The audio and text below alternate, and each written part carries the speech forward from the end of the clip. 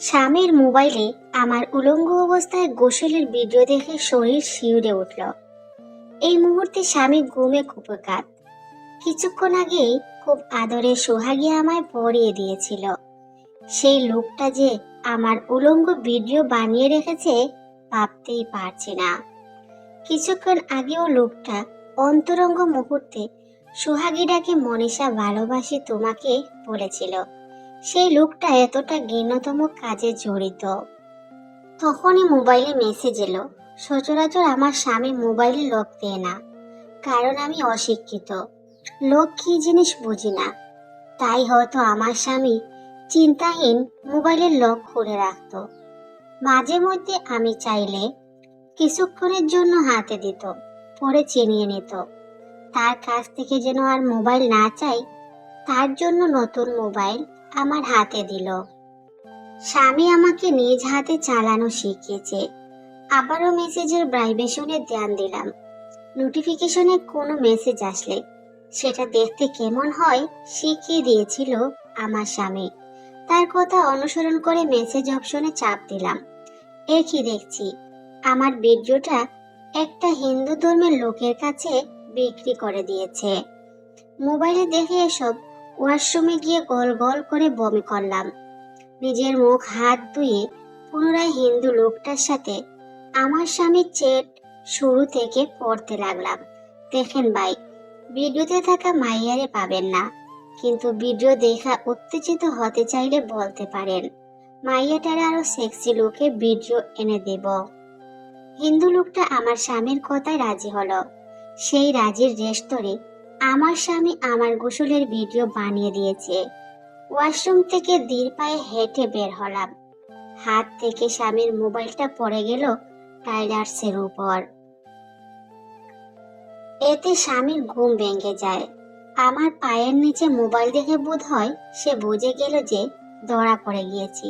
ছি, এখন অমানুষ শয়তানকে বিয়ে করলাম। টাস করে গায়ে চোট লাগলো। সামনে তাকিয়ে দেখি আমার স্বামী অগ্নি চোখে তাকিয়ে আছে। তাকে দেখে কান্নার গলায় শুধায়, কেন করলেন এমনটা? আপনি না আমাকে ভালোবাসেন? কেউ কি তার ভালোবাসার মানুষের উলঙ্গ ভিডিও বানিয়ে পরপুরুষকে দেয়? বাবাদের পর স্বামীই হয় বউদের ছায়াতল, সেখানে আপনি আমাকে ছায়াতলে নরকের জায়গা করে দিলেন। কেন করলেন বলেন, কেন? চিৎকার করে কেঁদে স্বামীর বুকে কিল ঘুষি বসাতে লাগলাম। এক পর্যায়ে সে রেগে আমার উপর বেল্টের প্রহার করতে বলতে লাগলো, তোকে আমি কখনো বউ হিসাবে মানিনি। তুই হলি আমার ভোগের বস্তু মাত্র, রক্ষিতা। তুই আমার বুঝছিস? ঘৃণা করি তোদের মতো ছোট জাতকে। এমনিতে তো তোর শরীরের কোনো জায়গা বাকি নেই যে যেখানে আমি স্পর্শ করিনি। তাহলে সমস্যা কি? সেই শরীর অন্য লোকের কাছে ভিডিও হিসেবে বিলিয়ে দিলে। জানিস তোর ভিডিও দেখিয়ে তাদের কাছ থেকে কত টাকা ইনকাম করেছি? 20 লাখ টাকা পেয়েছি, বুঝেছিস? তাই তোর মতো তুই থাকবি, সুখে থাকবি, না হলে পচে মরবি। এতিম মেয়ে কোথাকার। অসভ্য ভাষায় কথা বলে আমার স্বামী বিছানায় শুয়ে পড়ল। তার কথা মনে পড়ল আমি অস্তিত্বহারা পরিচয়হীন এতিম কন্যা। আচ্ছা, সব এতিম মেয়েদের কপালে কি এমন স্বামী জুটে, নাকি আমার কপালে খারাপ, যার জন্য এমন স্বামী পেলাম? শরীরে মায়ের বেতায় বিছানায় গিয়ে শুয়ে পড়লাম।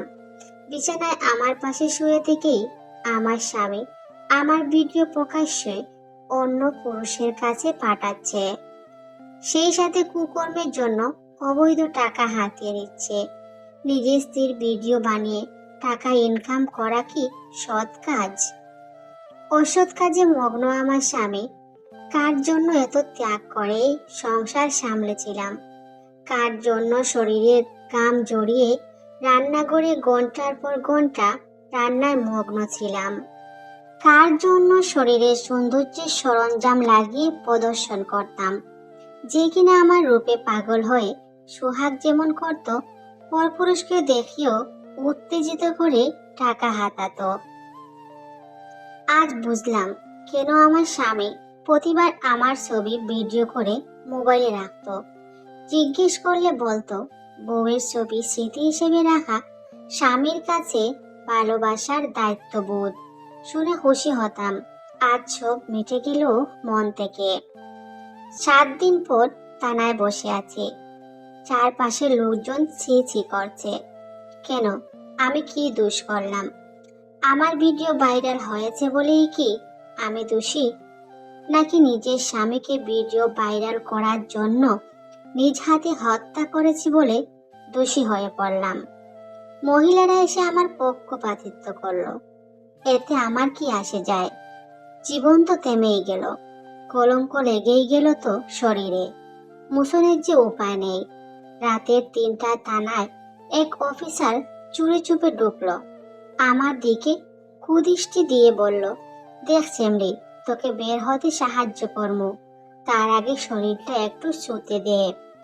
বলেই আমার সাদা কাফনের নিয়ে শাড়ির আঁচল খামচে ধরে টানতে লাগলো। আমি চিৎকার করে লোক জমা করতে চেষ্টা করি, কিন্তু কাউকে দেখলাম না। বুঝতে পারলাম অফিসার তার শয়তানি কারসাজি পূরণের জন্যই সব দিক ব্যবস্থা করে এসেছে। আমার চিৎকারে তার কিছু যায় আসলো না। উত্তেজিত শরীর নিয়ে আমাকে চড় লাগিয়ে মাটিতে ফেলে দিল। আমার উপর ঝাঁপিয়ে পড়ে চোখ ফেটে কান্না করেছি।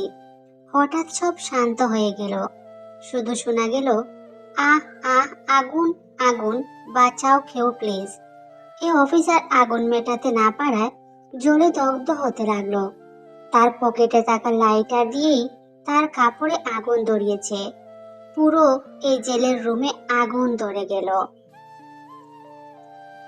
আমার শাড়ি জ্বলছে, তাতে আমার আপত্তি নেই, মরে গিয়েই শান্তি। না হলে এই পাপিত সমাজ আমায় বাঁচতে দিবে না। সকলের আড়ালে লুকায়িত শয়তান ঠিক এসে ঝাঁপিয়ে পড়তে চাইবে। বড্ড নোংরা এই সমাজ, আসলেই বড্ড নোংরা।